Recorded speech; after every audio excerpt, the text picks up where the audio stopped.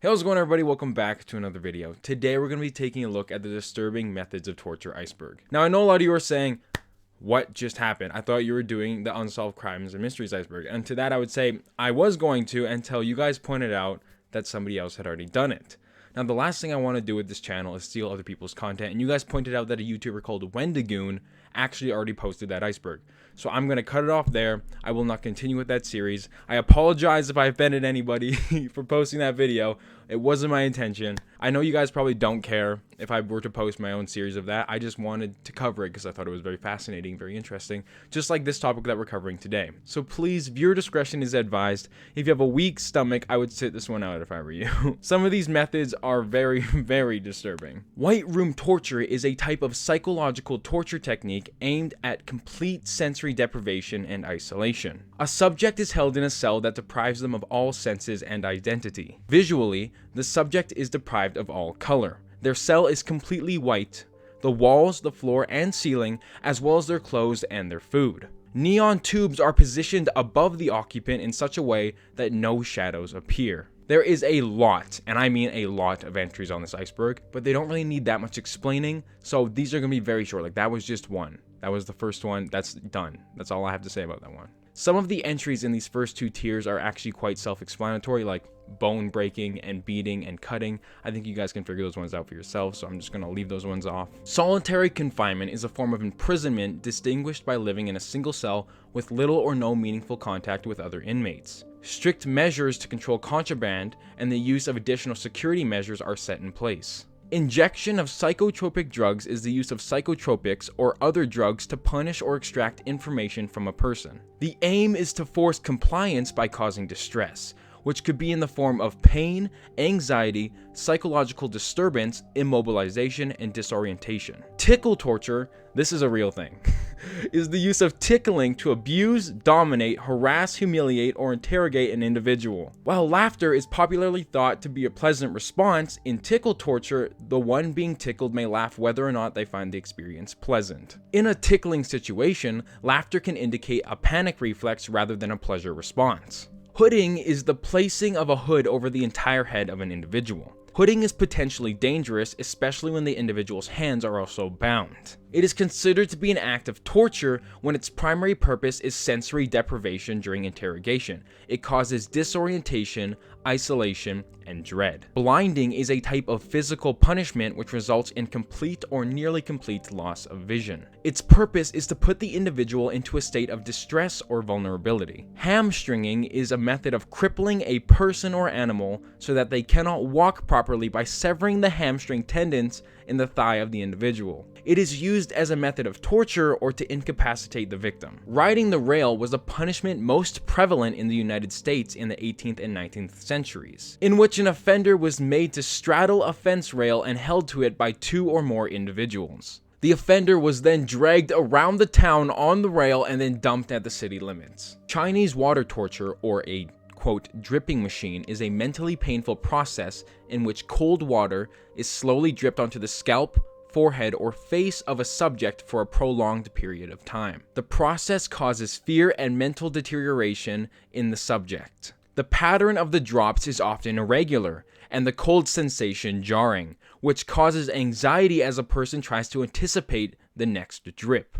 Sensory deprivation is the deliberate reduction or removal of stimuli from one or more of the senses. Simple devices such as blindfolds or hoods and earmuffs can cut off sight and hearing, while more complex devices can also cut off the sense of smell, touch, taste, thermoception, and the ability to know which way is down. Short-term sessions of sensory deprivation are described as relaxing and conducive to meditation.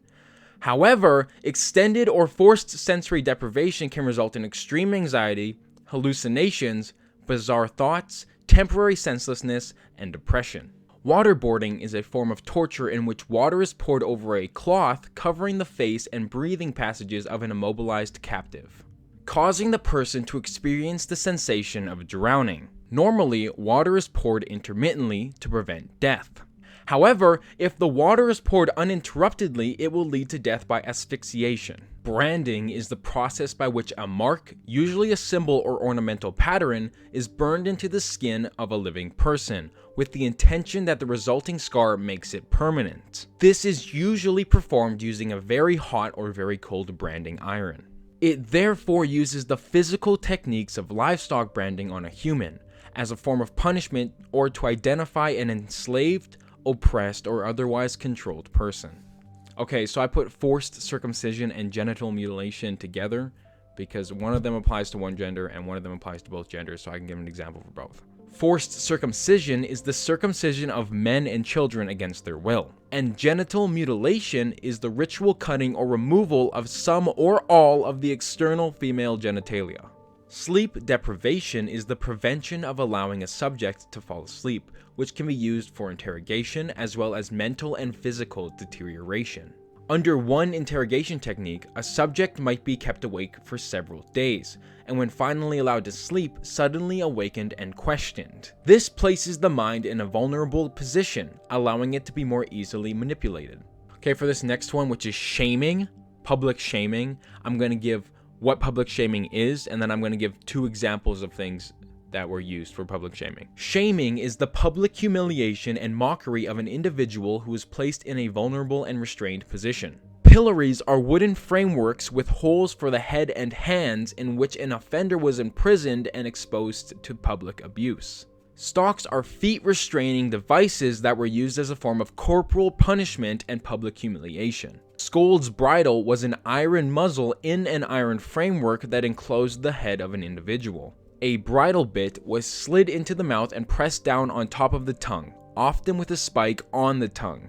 It functioned to silence the wearer from speaking entirely, and caused extreme pain and physiological trauma to scare and intimidate the wearer into submission. Confinement in small places is when an individual is placed inside an enclosed area of complete darkness with little to no room to move around. This is commonly used to take advantage of the claustrophobic fears of subjects as a means of interrogation or mental deterioration. An enema involves inserting liquid or gas into the rectum. I wish I was kidding with this one. Now, this is actually a medical procedure that empties the bowels and allows for easier examination or administration of medication. But when it comes to torture, people can insert whatever they want up there. So, let your imagination run wild. Okay, now we're moving on from tier 1 to tier 2. It gets a lot worse. The iron spider or breast rippers were a heated set of metal claws which were used to shred or tear off the breasts of females who were accused of adultery or self-performed abortion. Castor oil is a vegetable oil pressed from castor beans that is colorless or very pale and has a very putrid taste and odor. As a method of torture, a subject is force-fed large amounts of castor beans, not merely just for the taste and smell alone, but for the fact that if enough was ingested, the subject would die from dehydration caused by a castor oil-induced diarrhea. I'm not kidding. Denailing is when an individual's nails are ripped off from their nail bed with a set of red-hot pliers. And you thought that was all, but it gets so much worse. It gets so much worse. A more painful variation of this torture includes hammering a wooden splinter under the nail of the subject until the nail is torn from its nail bed. And this process is repeated until the torturer is satisfied or until the victim has no nails left. So, it's a lose-lose situation. The Heretic's fork is an instrument that consists of two forks set against each other that penetrated the flesh under the chin in one end and the upper chest in the other. This instrument didn't harm any vital points, thus avoiding death and prolonging pain. Combing, or sometimes referred to as carding, is a sometimes fatal form of torture in which iron combs designed to prepare wool and other fibers for woolen spinning are used to scrape, tear, and fillet the flesh of victims. Force-feeding condensed salt water is a form of torture in which the subject's mouth is pried open with special forceps that make their throat bleed. The subject is then force-fed salt water, and due to the forceps placed in their mouth, they cannot vomit it out, meaning they begin to choke. The only way to survive is by drinking the water to prevent drowning, but since the saltwater is so condensed, it is extremely hard to swallow. Castration is when an individual's reproductive sex organs are removed involuntarily. Now, even though this is a professional medical procedure, if done as a means of torture, the individual will most likely not be administered with any anesthetic, and the blade used for the removal will be jagged and dull.